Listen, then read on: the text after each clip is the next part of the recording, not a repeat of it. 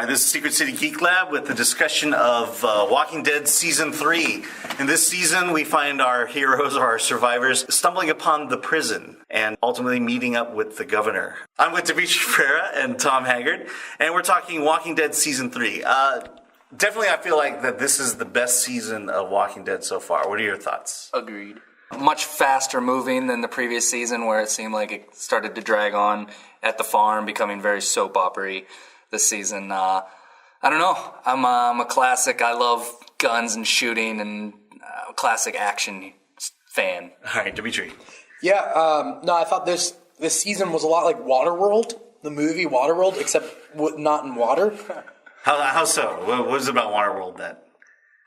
What's the connection between this and Waterworld? Well, it's just everybody has their own colonies and whatnot. I originally meant that as a joke. And the bad guy has a patch. So it was exactly like Waterworld. And Rick is a lot like Kevin Costner in the fact that they're both leading males. Well, this season was definitely we're looking at two leaders. We have Rick and we have the governor. I think, Dimithri, you're saying that they're pretty much the same person at the beginning. I wouldn't say they're necessarily the same people at the beginning of the season, but learning Governor's backstory, he was just a normal guy. And thrust into a position of leadership. Yeah, and so they're both thrust into a position of leadership, and Governor takes it one way, Rick takes it another, but over time, Rick starts to veer more onto the Governor's path, and so then, I don't know, and then he just realizes the error of his ways. Yeah, Rick going from the dictator and what would eventually, inevitably, him becoming like a governor, the reversal of that, and him, at the end saying, "I'm not the governor. We're gonna have to work together. We need people. That basic human truth that you need to survive using other people, working together for a goal, even if it's survival." Yeah, I mean, we definitely saw at the end of season 2, basically Rick saying, if we're gonna survive, you got to do it my way. And at the end of season 3, the complete reversal. If we're going to survive, we've got to be the greater good, basically. We've got to be a community that makes the right decisions. Yeah, speaking of right decisions, you guys want to get into a moral and ethical debate? Are we doing spoilers here? Yeah, we're going to spoilers. Okay, we're doing spoilers, all right? So Rick taking all those old people back to the prison at the end, all those little babies and kids and nobody of normal age. They're all old or young. Next season they're going to have to go out and go hunting for medical supplies, but they're not going to have any more people that are able to hunt, So you're not getting any help with all these old people and young people. Was that the smartest move to make, to bring them back? I don't know. We saw a pattern. Fodder. Yeah. Well, exactly. We saw a pattern of where Rick and the gang were just letting people die. There's a scene where they were going back to Rick's old town, and there's the guy with the backpack, and they just would not let him get anywhere near them. That guy's dead. Well, yeah. And then they wind up taking his backpack. Yeah, well, do what you can to survive. Why? What is it about that? It seemed like the governor was more than willing to take people in, but it was Rick who was more willing to let people on their own. Tyrese and his gang. Well, at least they can fight. At least Tyrese and his sister can fight. Yeah, but he moved them along. He wouldn't let them be a part of it. Well, that maybe that's his trust issue. But now he's being a little bit too trusting. And now he has a bunch of old people to look after. And in the start of season 4, they're all going to be zombie food. And really, what did he gain? He gained a lot of responsibility and maybe one battle bus. And where is the governor going to go? Him and the few and people the two guys he didn't kill. Yeah, the 2 people didn't kill. Where are they going now? Because that's season 4, I guess. Yeah, and I think Carl it seems like he's become infected almost. As if the disease of the zombie kind of affects people who are still alive. Ooh, metaphors. And that it either turns you against people or you're immune from it somehow. And I think Carl seems like he's turning into a mini governor. Well, let's think about it. Carl basically said, if he had killed the zombie that killed Dale would still be alive. He was basically saying the same thing the governor was saying, kill or die. Yeah, or kill people who could kill you. You don't know. Rick should have killed the governor and more people would still be alive. Do you think Carl was right? No, Carl was, this is one of those cases Carl was obviously wrong. This kid who he shot could have came in handy next season if he was still in the prison, like as a good guy, like because that kid obviously could work a gun. So I mean that's helpful. Yeah. But no, Carl was in the wrong there, and it's kind of in the zombie apocalypse. Like, I mean, things will still be the same. Carl's going through puberty, and I don't know. He's getting trigger happy with his Wants gun. to prove himself, and now that his dad isn't such a hard ass, he can, kind of take a higher status. Yeah. He kind of, when he brings all those people back to Carl's like, what the hell is this? What are you doing bringing these people back here? I didn't approve of this. Yeah. Well, he doesn't need to prove it. He's like 5. Right. Well, something we haven't touched upon, Andrea's death. Yes. Yeah, I was going to get to that. What do we think about Andrea's death? Everything she had gone through the entire season, and then at the end, dead. Snooze you lose. She took so long. Yeah. Getting out of those cuffs. Well, yeah. Dramatic pauses and staring. Yeah. And then it came down to the very last Well, let's second. talk about her arc, though. She at the beginning of the season, she's with Michonne. They're trying to survive, and they stumble upon this village or this city where the governor's in charge, and the appearance is basically. They've made a home. They've made a safe place. And it was her struggle to basically bring, her old group and this new group together. It just seems like the struggles added up. Like, when she got to the town, she chose to give up her struggle for comfort. But that just made all those, what would end up doing her in pile up. If she killed the governor or she escaped with Michonne or...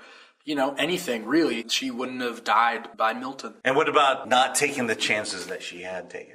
She had a chance to kill the governor. She definitely had a chance to kill him again until Milton got in the way. And then, Right, Milton. What was going on? Well, it wasn't a big surprise that he's the one who torched the zombies, at least in my mind. It had to be Milton. It'd been too easy if it was Tyrese. Yeah, too easy. But I don't know. It diverges from the comics a lot, but then sometimes it comes back onto course. So every time when a character dies, like Sophia or Dale or, Andrea, you keep thinking, oh, it's going to go in a new direction. But then it kind of gets back on track just with different people. Like Herschel's taking the role of Dale. Yeah. And Beth is kind of the role of Sophia. And so, people die, but I don't know, there's a bunch of new characters now and stuff. Okay. It's pretty cool. And let's talk about... Oh, go ahead. I think I should just go to Woodbury, too. I kind of agree with the point that even the governor said, like, why would you want to be in a prison? The prison's not the best place to live. Comfortably, you have a town that's now void of its crazy dictator. Right. You have to go out and get supplies Right. at the prison while you can kind of, gather it much easier in the city. But I think the issue there was, is the governor going to come back? Governor knows that town way too well. Yeah, I think he could have dug a hole, right? The governor will dig a hole into Woodbury. Or, maybe he's just on the road, traveling band. Yeah. Him, Hernandez, and the other really intimidating guy Yeah. in the back seat. Maybe they'll pick up somebody else. But, it goes back to the governor and Rick being cut from the same cloth. Rick lost his family. He lost his wife. Governor lost his family, and they both went crazy. Rick started seeing visions of his wife. Up until the end of the season where he stopped seeing the vision. I think that's what they were implying at the end there. And then the governor just going crazy, trying to seek revenge on Michonne, who had killed his zombie daughter. I think what's crazy is when the governor kills his own people, and the dead body falls on that one woman, so then she can, fake dead. But imagine if you're faking dead underneath a pile of corpses, and those corpses come back to life. I know, I was just thinking the same thing. Because I was you can only pull that trick. That's not a trick you could normally pull. He hesitated, too. He was going to shoot, and then he did, and I was wondering if maybe he wanted a couple of them to become zombies, or, Or maybe it was God. Or it could it is a zombie apocalypse. And then finally, the other big death was Merle. Oh, yeah. Merle. I think they were trying to say that, his death at the end was his way of redeeming himself. Little known fact, our own Tom Haggard played Merle. That's right. In a sketch that he was in. A Christmas special. A Walking Dead Christmas special. Oh. You can look that up online. On YouTube or okay. YouTube. On So YouTube. look at Walking Dead Christmas special on YouTube, and our own Tom Haggard was playing Merle, and so when I saw Merle die, I saw a little piece of Tom die. Aww.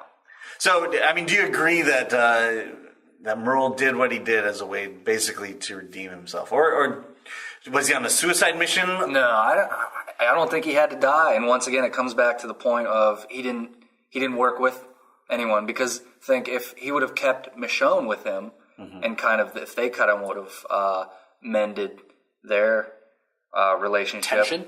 Yeah. If they would have made amends, she could have came along with them, watched that door. They could have done a lot more damage, could have killed the governor right then. End of show. Yeah. I mean, I think subconsciously it was a suicide mission. I think he just didn't feel like he fit anywhere. And I think that's what everyone was basically telling him, is he just didn't fit in like Daryl did. That wasn't his family. And so this was his way to redeem the group and Daryl, and that's to take out as much of the governor's gang as he possibly could. Loners die. And what did you think of the revelation of Merle as the zombie and Daryl having to kill him? That was an emotional scene. Yeah. Okay, good reflection right there.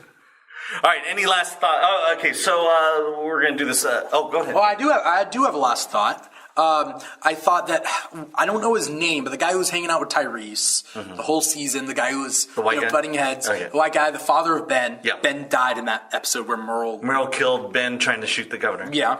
But this guy, once governor starts shooting everybody, the guy just waits. And he holds his gun at the governor, and he doesn't shoot the governor, and the governor shoots him. Yeah. And it's like, why are you waiting? The guy just literally killed everybody you would know and love.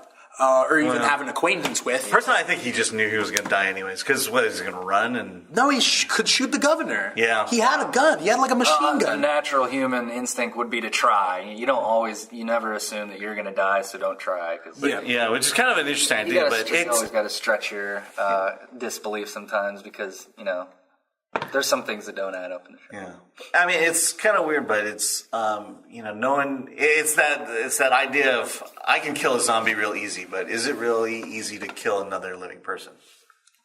I don't know. When he has an eye patch, should be 50%. It becomes easier and easier. I think the show has shown that it's easier and easier to kill people because in the beginning every death was huge, even if it was a zombie being killed was a big deal. And now in the beginning, a zombie you killed was probably someone you knew. Exactly. Yeah, now they're random zombies. All right. So having said all this, Dimithri, from a scale from 1 to 10, rate season 3 of The Walking Dead. I'd say it was a 9. Right. I'm pretty easily pleased, and I thought it was a good season. I didn't think it could have. I mean, it could have been better, but I thought it was good. Yeah, and I'd say I have no idea where season 4 is going. I mean.